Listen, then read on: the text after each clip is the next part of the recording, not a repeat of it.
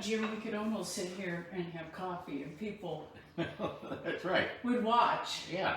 Because we're always laughing about something, aren't we? That's right. Exactly. Plus, if there's somebody out there alone in their office, we can help them feel like you're not alone in your office, right, can't right. we? Enjoy the fun. You're not alone. My upcoming book that's going to be out in the next couple of months, White Hat Sales, How to Have a White Hot Business Without It Burning You Out, Building That Business with Integrity.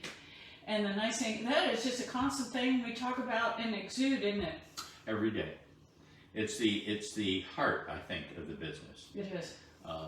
The people, I think the people that we deal with us, they know that this isn't, we're not trying to sell them anything, we're trying to help them. And they feel that, and we gain a rapport. One of my people from Chicago, we were talking, and he said, never talked to him before, and he said, geez, when I get down there, I've got this nice scotch, we can have a drink, you know, kind of funny. But all that means is that in 10 minutes, 15 minutes, 20 minutes, they get the feeling that we're damn near family. and they talk with us just accordingly, and it's a nice rapport. And behaving like family. Now, not everyone comes from a family of white hatters, and that's the difference in this book. It's called White Hat Sales, and it's the difference between black hatters and white hatters. But it clarifies and gives stories from my real life experiences. How, as an example, you'll see in one chapter that I talk about my neighbor, the drug dealer. Larry, the drug dealer, the neighbor, went to jail. And when I bought, this is my first home that I ever bought. I was in not far from an elementary school. I just came back from a missionary trip in Kazakhstan. So you know how international flights are. You're pulling up to your driveway at 2 o'clock in the morning. So my master suite was on the other side of the house from Larry's, and I had no idea until I arrive at 2 o'clock in the morning, and there's all sorts of commerce going on at my neighbor's house. And this is the guy, and I talk about it in my book, who had lent me all of his yard equipment. He was the only one in the neighborhood who would loan me a chainsaw. Now, I don't know, even at the equipment rental place that rented me the chipper, because I had to clear this property, they were not going to rent me a chainsaw. I don't think anybody should ever rent me a chainsaw, but Larry, being a good guy, here, used my chainsaw, and then it turned out, because he could see how I was starting to handle it, even Larry knew, but how about I just cut these down for you. So I wasn't trying to rope him in against his will. I was going to think I was going to have, so we had that rapport, and I called the police because I live close to a school. This is my first home. I live in the United States. I don't think really, I didn't knowingly buy a property next to a drug dealer. So, in all fairness to everyone, their level of fairness was, we like Larry. He's a nice guy. We like his kids, we like his grandkids. That's what the police told me. All my neighbors who had lived there for 20, 30, all these years with Larry had said about him. Our grandkids are friends with their grandkids. And I asked, what should I do about this? Well, the process and procedure of implementing a program landed Larry in jail. Now, I live next to Larry. I am my brother's keeper, though. I'm not doing anything other than what I did in Kazakhstan, surrounded by just a dark place on earth at the time when I was there, and people wanting to be around goodness and knowledge and information that helps them transform their life. So a good God is always going to do good things, even if the boundaries have been crossed and something needs to be implemented as far as discipline. And in this case, I mowed Larry's yard every day for, I don't know, if it was 12 to 18 months. It was Kentucky. You know how the grass grows really fast in Kentucky. So I'm mowing across, and I'm not even paying attention. And Larry comes out and taps me on the shoulder. Now, that was a depends moment for me, because I wasn't expecting somebody to tap me on the shoulder. But it was Larry. I've known Larry. He's the guy who lent me his chainsaw. And he's really has a contrite heart, very upset, had been lost. His family went scattered when this happened. And he really appreciated how well I was taking care of what I could take care of his property while he was gone. They proceeded to tell me about the issues that he was having with his wife. And I kind of laughed. I'm like, she's still arguing with you? Okay, she still loves you. When that woman stops talking to you, right? Right. And so when we're working with buyers and sellers and they stop talking to us, we're actually coming back and going over our conversations that we've had with clients since October and November. Because if for some reason we missed it or we're just picking it up again, if they're having that conversation with us, we know based on surveying where they are, what they want to do, and what's going on. If they're still talking to us, right, and they want to pick up the ball, now, we're not going to be the sort of communicators with them that stress them out or really ask them all sorts of things that come to mind if you're not already trained in deep thinking in real estate. And even if there's been a couple clients that we missed and they bought with somebody else because who I handed that business to dropped the ball. So nothing against those folks. We're not naming names, but there's some very famous agents in town. That's okay. In my business, they're going to buy every 3 to 5 years. We're going to have a relationship because they're going to get to know, like, and trust us. And that's what Larry and I had in common. That's how I bought my first house.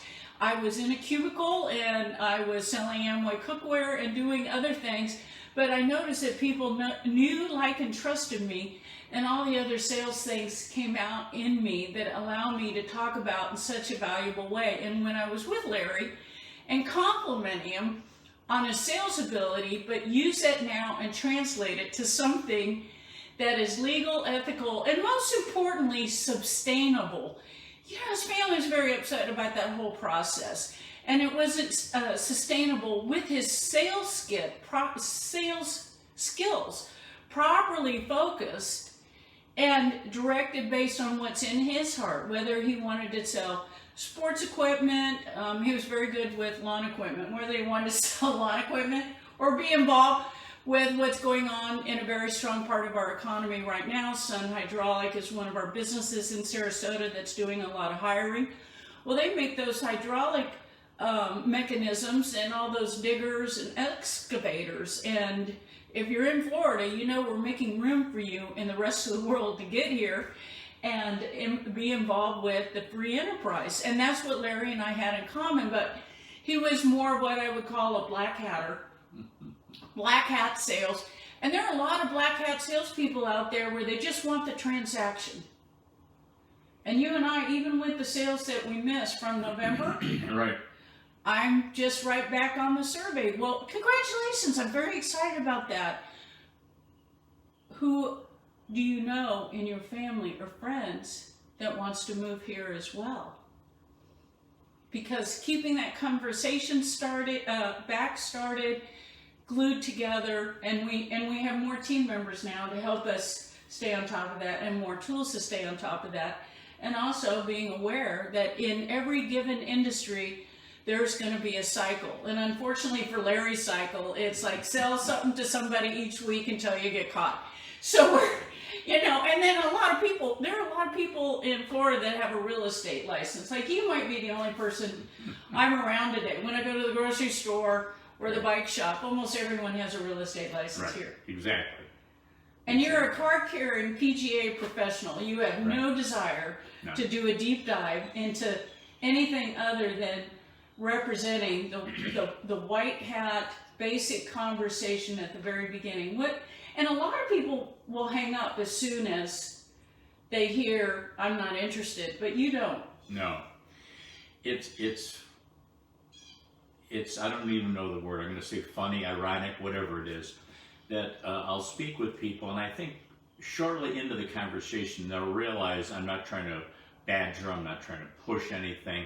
And so very short into the conversation, there becomes a rapport. And just the other day, very interesting, fellow I spoke with, I don't remember what state he was in, but he said he wasn't interested.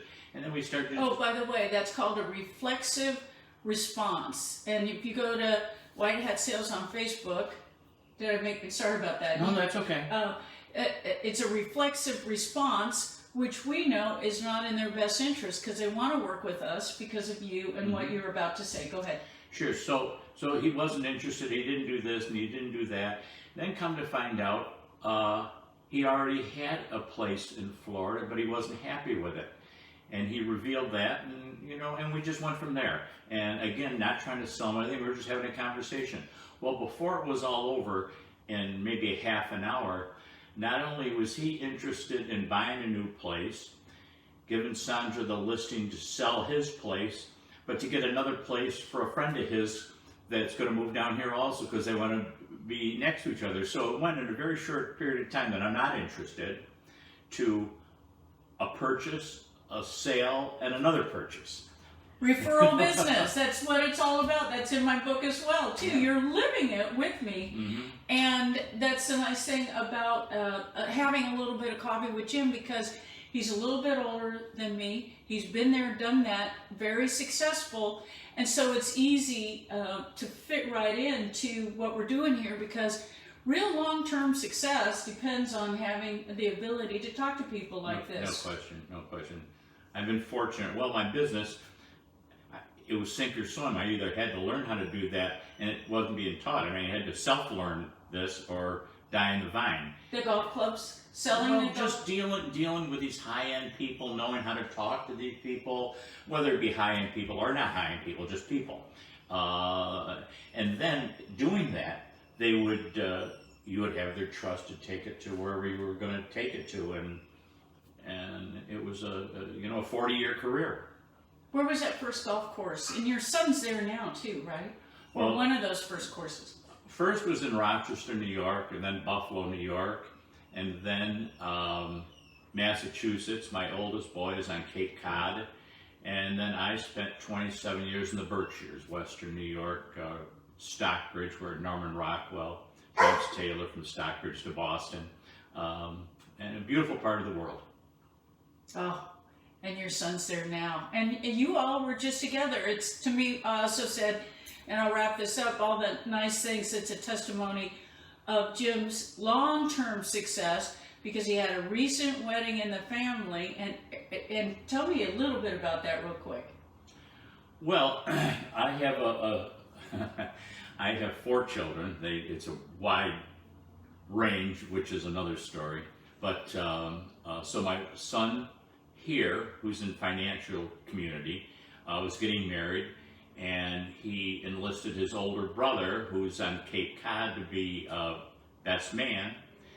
And my daughter, who's in healthcare in Washington D.C., so and her daughter all came down.